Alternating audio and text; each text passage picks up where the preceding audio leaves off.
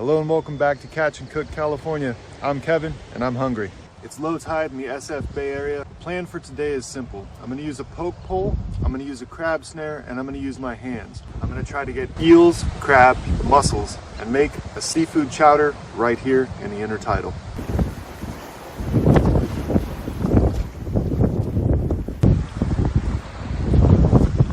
So when I'm looking to find eel spots, the first thing I do is scan through the tide pools. Specifically, I'm looking for boulders stacked on boulders that may lead to caves. Once I've located the cave, I'll put my bait in there and I'm just going to let it sit. Now, if I don't get a bite within about 30 seconds to a minute, I'm actually going to switch to a new cave or at least switch to a different part of the same cave. If the bait doesn't go very deep, there's probably not an eel. One thing I like to do is get down low so that the poke pole is parallel to the water, and that way I can get a little bit deeper back in these cracks. In this case, I got a bite and I actually see the eel, so I'm going to rebait. When you're putting your bait back into a cave, it's really important that it's like you're handing someone a slice of pie rather than throwing the pie in their face. You want to enter the cave very slowly. You're presenting food to the eel, but not scaring the eel. So I had a hit, almost got that eel, I rebaited, I'm putting it back in there. You'll notice that when I'm holding the poke pole, I'm actually holding it very, very gently. And this is important because this allows a certain level of sensitivity, and that allows me to detect whether or not there's actually bites. Bites are going to feel very distinct, like a vibration coming down the poke pole.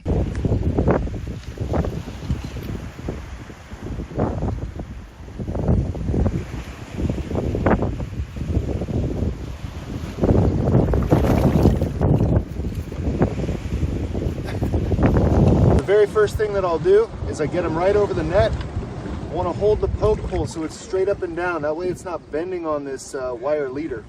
And then the next thing I do is, as soon as I get it in the net, is I'm going to grab right around here so it can't get out. Then I'm going to walk it up into the drier intertidal where it can't fall into a small tide pool and slither under a rock.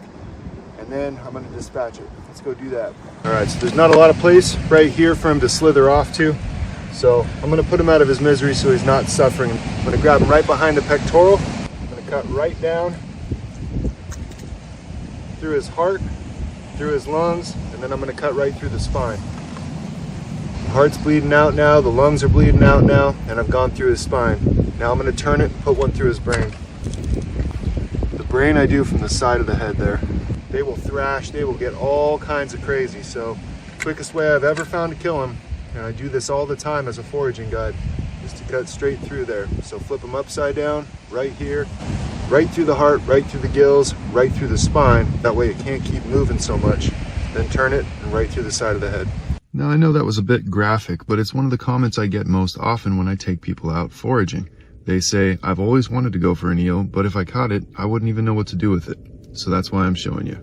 So the first thing I'll do is I'll make a cut right up near the collar. This is different than if I was going to gut a trout where I would go in from the vent. In this case, I'm going to use my fingers inside the gut cavity. That's going to keep the gut pushed down and away from my knife blade. And then eventually I will sever up near the throat and down near the vent.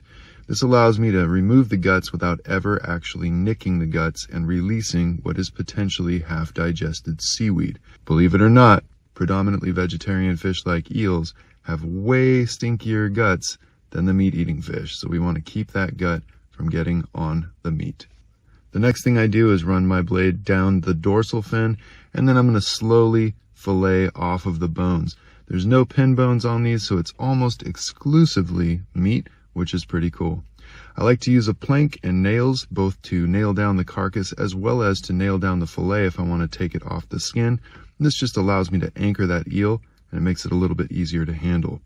Remember, if you're going to transport your fillets somewhere else and you fillet down in the intertidal, you need to keep a 1-inch section of skin on the fillet. That is a legal requirement so that the Department of Fish and Wildlife can identify the species in case it has a minimum size limit, which of course eels do not.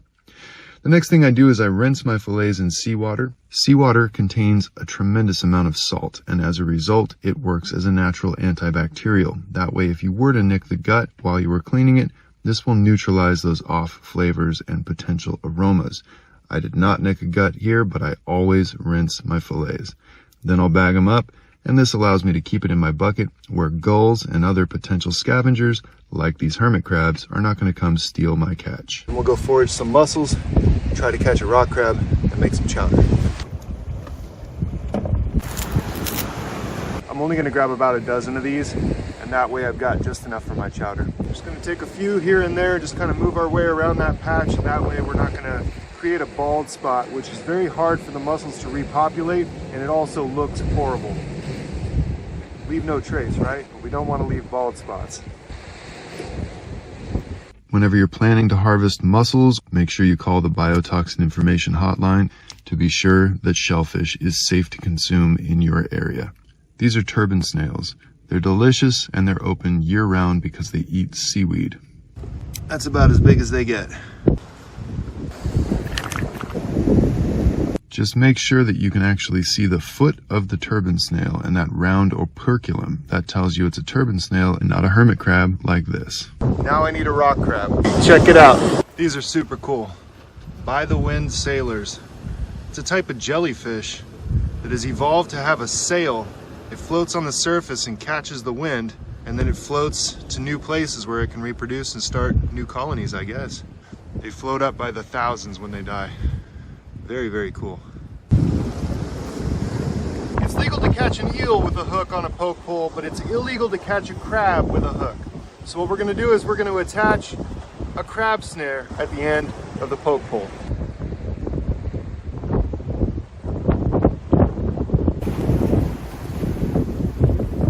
So it has to be 4 inches across the carapace back here, and this is a male, that's why it's got a pointed apron right here. Yeah, it's about 4 3/4 right there. Good and legal, and we only need 1 crab. And shout out to my buddy Chensi, fishing chef on YouTube. He's the first guy I ever saw use a poke pole with a crab snare. So simple, works so well. Let's go make a chowder on the beach. So I will be guiding coastal foraging in the San Francisco Bay Area and up and down the coast. I'm also teaching shore fishing for rockfish, cabezon, etc. And I always like to show you how to clean your catch, and then oftentimes I'll even cook something down there in the intertidal. If you're interested, catchandcookcalifornia.com.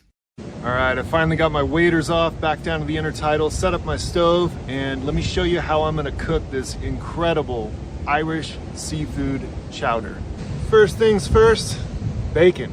If you do have religious objections to bacon, or if you are a vegetarian, you can omit the bacon, but if you don't have any objection to bacon, I highly recommend it. It gives the whole chowder this baseline smokiness that is incredible. So we're going to start by browning that bacon. You can see those brown bits on the bottom. That's exactly what we want. We're going to remove that, but we're going to keep the brown bits in there. Now we're going to use the bacon grease, and we're going to cook onion, potato, and carrot. We're going to sprinkle in some of my homemade sea salt, give that a stir, and then we're going to add bay leaf, some fresh thyme, and some finely minced garlic.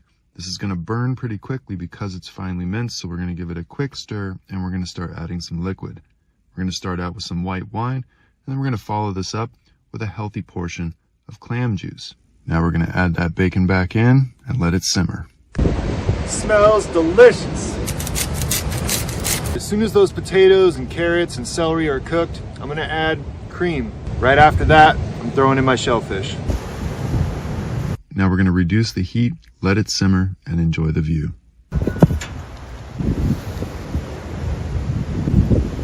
Well, that is just lovely. Big chunk of eel.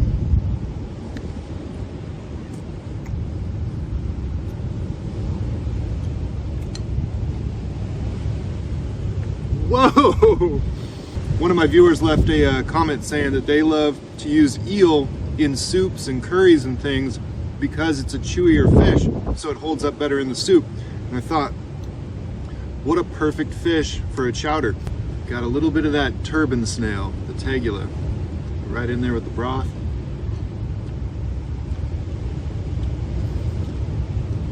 Dude, that is so good. And that turban snail has the loveliest chewy texture, kind of like octopus. The broth, man, so buttery and just rich and savory and just excellent. Vibrant orange, beautiful. I'm gonna pull it out and get it in that broth. Remember, there is no commercial harvest for Mytilus californianus, the California mussel, which means that if you want this species in this chowder, you gotta forage it yourself.